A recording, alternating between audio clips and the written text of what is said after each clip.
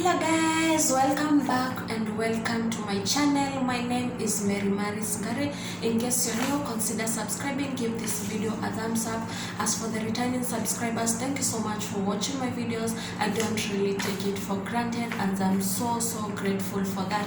As you can see today, I'm very shining and nimesema leo lazima I do a video for you guys. I've not been able to vlog. Let me tell you, on Saturday I did a video and guess what happened? I ended up deleting it. I was editing it and then I don't know where I went and then I just deleted the video. It was, oh my goodness, I felt so bad, but today I'm here, worry no more. So today, as you can see, I'm so very happy. I'm super very happy. You know why? Because this today marks 1 year ever since I came into the Middle East. For the ones who don't know, last year 2020 I came into the Middle East to work here, and today marks 1 year ever since I came here. So today being my first year here, I'm so happy. You know, not everyone is given the privilege to get this far, and because God has brought me this far, I want to encourage you and tell you that nothing is impossible. Since God can take you from January to December, that God is the one who is going to be with me until I accomplish what brought me here. So without wasting time, so today I want, as you can see, I'm with the paper here. I want to tell you one of the things that I learned when I came here. It was very difficult when I came here because I was new to the country and everything here, it is very new. I'm far from my country. We are not speaking the same language. In fact, here people don't speak English, they speak Arabic, and not everyone know English. Okay, there's some people who speak English, that is from Kenya, Uganda, Nigeria, but others from Bangladesh and Nepal. There's so many people here, you know, working here, Indians, and they don't speak English. They speak Arabic or maybe their languages. So people here, it's very hard to talk to people because most of them, they don't know how to speak English. So I'm going to read them one by one as I explain how it affected me, because I almost went home and it was very hard. Like, it was so hard for the first 6 months. I tried going home so many times, but with God I'm able to finish and to share with you this testimony by saying God has brought me this far. So the first thing when I came here, it's common to everyone. When you first come here, you're going to get people who are going to ask you which religion are you from. Okay, there's several religions, that is Christian. Let's focus on the ones who know religion, like Christianity and Islamic. So when I first came here, I found so many people, they were asking me which religion are you, do you belong to, and I was like telling them I'm a Christian, and then they were giving me, you know, those kind of looks, especially these Bangladeshis, they are Islamic. So it was very hard for me. Like, one thing I noticed about them, they don't like, if you don't want to be part of them, because they are going to convince you to be part of them. So I think the best thing to do is when they convince you to be part of them and you're not ready, you are not willing to do that, you can just tell them, let me think about it. Don't debate on that. We Kenyans like debating, you know. I have a friend of mine, she likes debating on the religion thing and all those kind of things. So when you come here, don't debate, because it's going to land you in a very big problem. So the next thing is you have to control your anger when you come here, because once you come here, first of all, these people shout at people. If you're employed, your employer, your manager, your everyone is going to, you know, to shout at you. Like, they don't know how to speak slowly, but it's a matter of understanding. We Kenyans don't like to be shouted at. Okay, in general, everyone, no one likes to be shouted at. So they tell you something like it's the first time and they are like, just do this, shouting. So you just have to learn to accept how they speak. That is how they speak. Their tones are very high, so you have to be very careful when you're talking to them. Or you know, they don't know English, so you don't need to sit there and listen as they shout at you. So you just have to just keep quiet and let it pass. So you have to control your anger. And then they have a very bad attitude. You cannot be friend to them, because today someone is your friend, tomorrow is your biggest enemy. They might accuse you of stealing In fact, I was accused of taking something, I think the rubber band, which is it's given for free in Kenya. So and I was like, why would this someone accuse me of taking something that we get them in Kenya for free? So if you befriend them, be very careful, don't get close to them. So the second thing is they're so annoying because I don't know who the person who signed the contract with these people is like. They told them that we are very poor, because once you come here they are like, don't touch that glass, it's a glass. Do you have that in Africa? It's a gas. They see a gas and then they are like, have you ever seen something like that? They see a car and they are like, have you ever seen a Mercedes? So that is how they are, and those questions or those things, they are so annoying. So you have to control how you answer them, because by the end of the day, what you came here is to work. You don't need to explain yourself to anyone. You don't need to explain anything to anyone. So you just need to be real. You have to be you, and focus on what brought you here. So the next thing is weather change. When I first came here, it was on March. Yeah, it was on March, and it was very, very hot.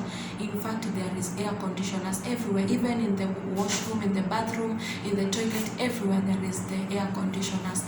And because it's very hot, so once you come here, you're going to face some difficulties. So I would advise you, if you're coming from Kenya, you carry your socks and your Vaseline, which is you're going to apply to your skin, because for the ones who have oily skins, they are very okay with that, with the weather. But for the ones who have dry skin, it's going to be a little bit difficult for you here, because you're going to to get sunburns and those kind of things. So you have to know the things to carry, which is I'm going to do a specifically video for that, what to carry when you are coming to the Middle East. So the next thing is taking pictures. Oh my friend, this you have to concentrate. Here we don't take pictures everywhere. We don't take pictures everywhere. You have to be very careful. Like you are coming and then you go to the restaurant or somewhere, or at the park or somewhere, you just taking pictures. Especially here, there are some parks for ladies. It's one park, but like the way Uhuru Park is, and it's divided into two. This side belongs to men and this side belongs to ladies. So you go there and start taking pictures or what. Okay, you can take picture of yourself, but you don't need to take a picture where you're standing here and then there is someone behind you. It's not allowed. You're not supposed to take pictures anywhere, like just anywhere. So by the end of the day, you are the one who wants to be seen on that picture, not the background or whatever. But everyone wants to take a picture at a very beautiful place, like the pictures to put on the Instagram and all that. You can do that, but you have to make sure where you're taking the pictures, or maybe it can be in a public place. You can't take a picture with the name of a brand. Example, it's a company of soda, and then you're going to take a picture with the name of the company behind you.